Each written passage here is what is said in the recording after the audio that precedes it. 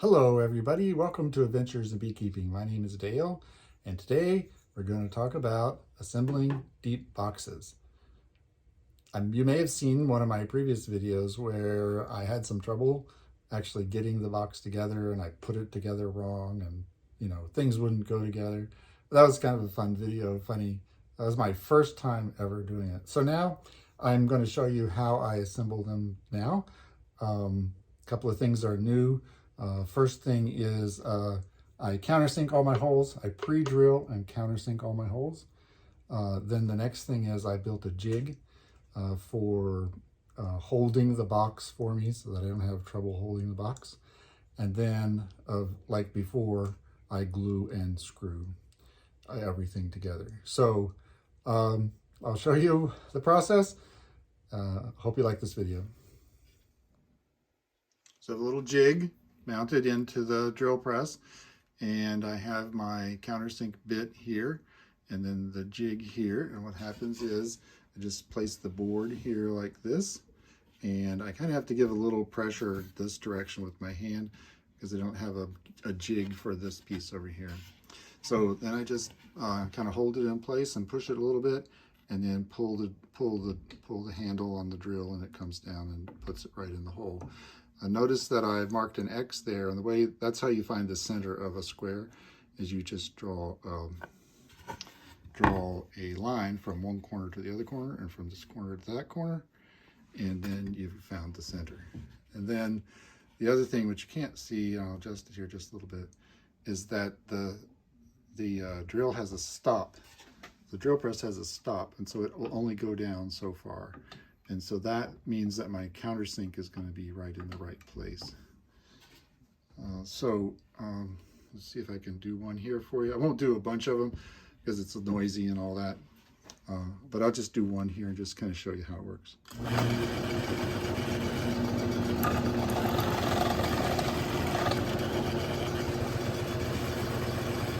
I'll do one on the other side. My camera's in the way for doing more. So I'll do one on the other side.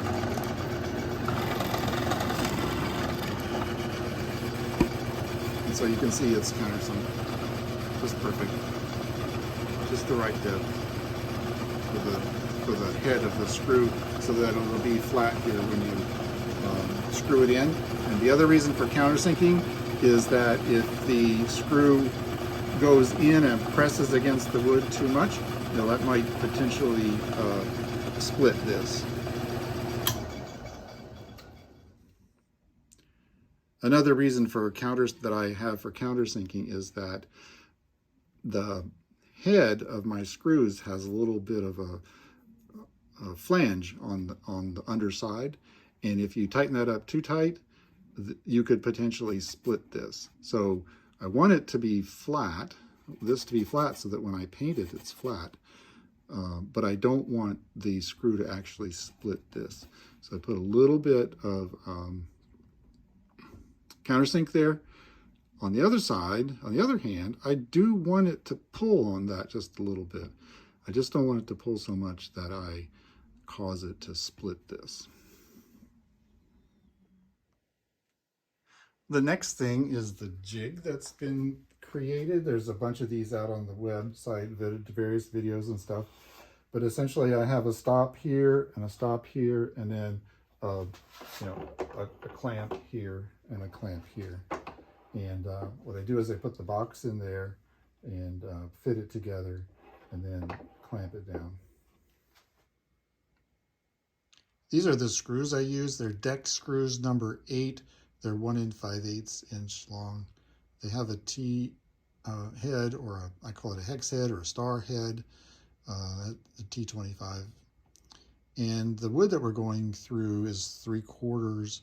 So if you take 3/4 from 1 5/8, you get 7/8. So there's actually, the screw is going through the 3/4 and 7/8 inch into the other piece of wood. So it should be super strong.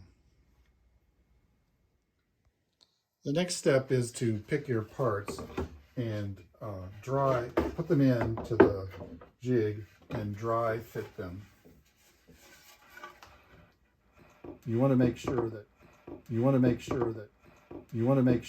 once you have your glue on there, that things are going to go together nicely, and you're not going to have a lot of trouble putting it together. And you got glue everywhere. So sometimes they'll need a little bit of encouragement with a hammer. I have a hammer right here. But then you just clamp it down and you clamp it down. Now, this, sometimes I have to get a clamp when it's like that. And that's part of my jig, problem with the jig. I think the jig is out like this, and this is not flat. This board, my original board, is a little bit bowed.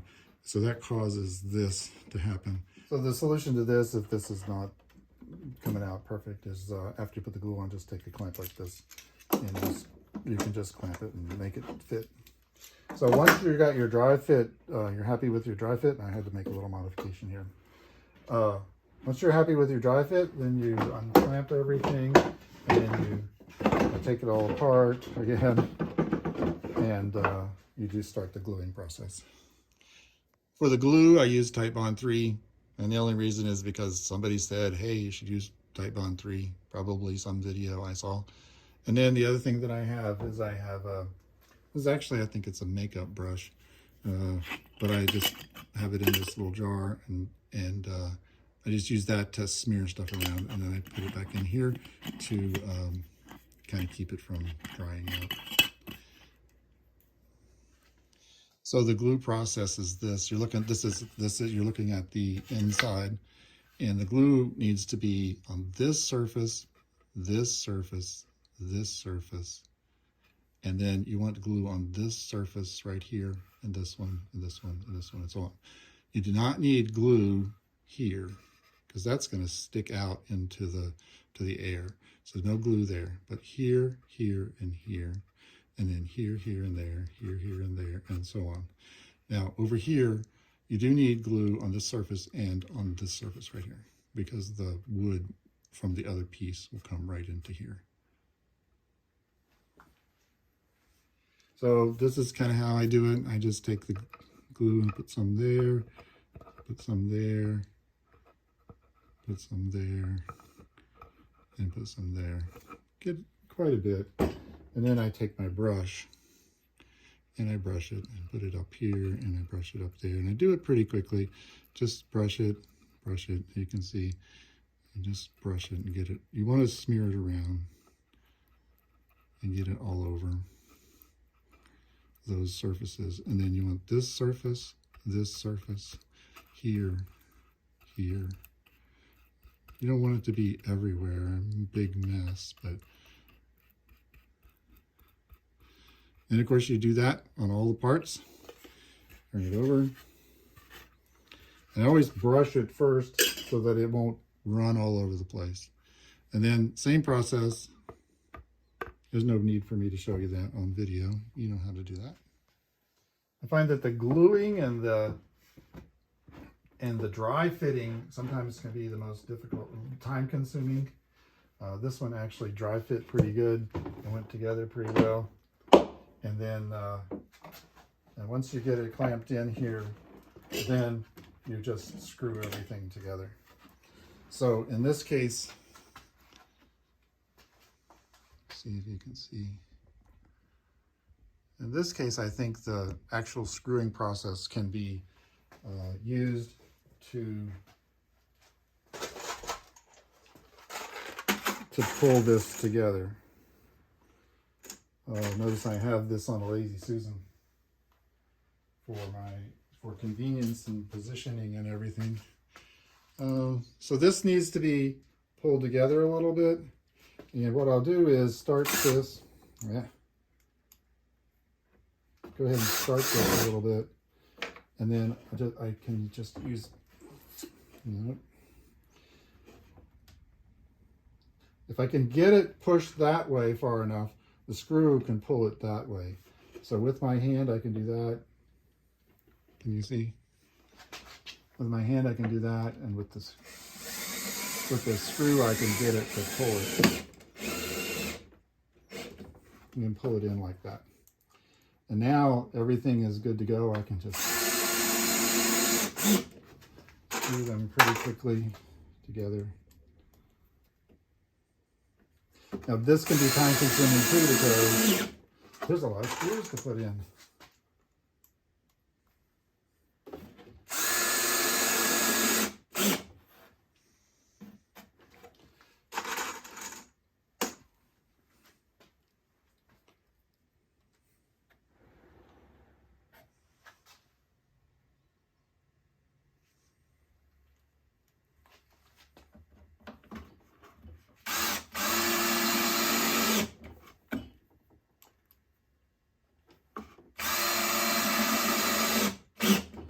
Also, make sure that your screws are handy so that you don't have to reach real far. I'm kind of having to reach it a little bit just because of the way the camera is and so on.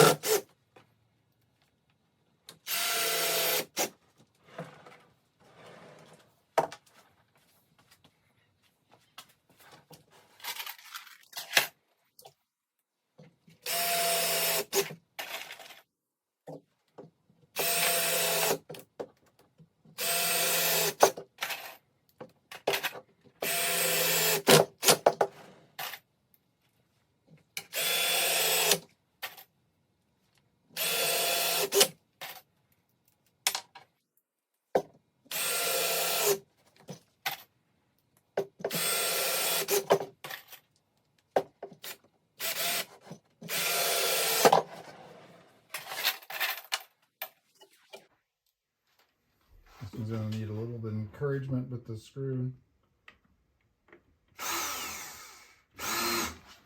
But it should be able to.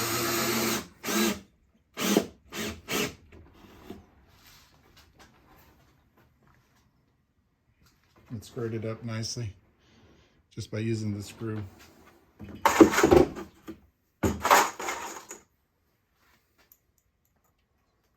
But you want to make sure that you put the screw in that's going to square it up first, so that you're not putting the screw, and this is be off, and you put a screw in here.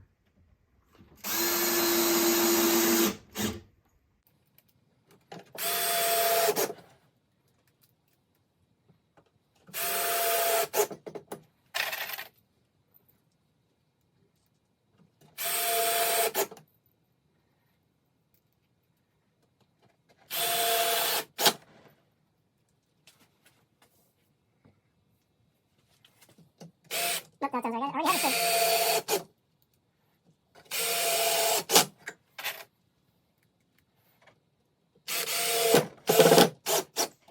There it is, all done.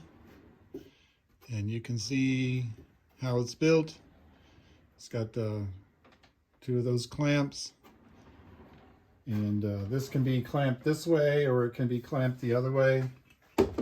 You can clamp it this way, or you can turn this and clamp it that way. I just need to wipe the glue off, and it should be good to go. Now, somebody's going to say, hey, how about your square? Is it square? So I know my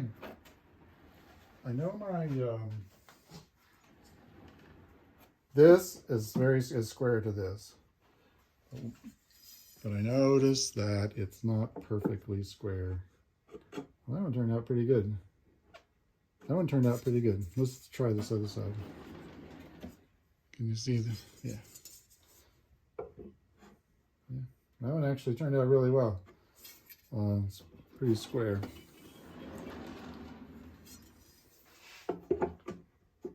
Yep, just a tad off.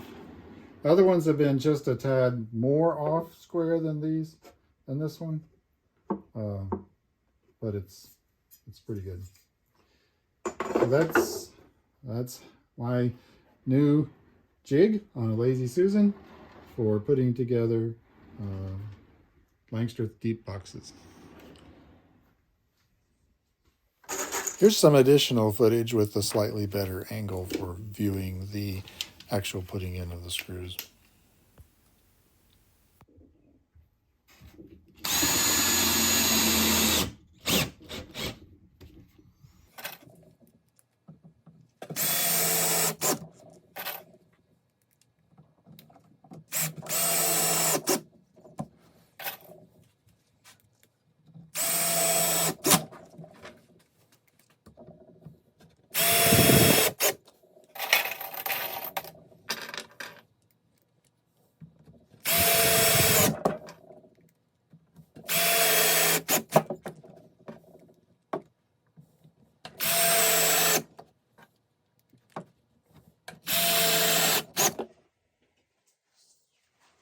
So we'll just add that one to the stack.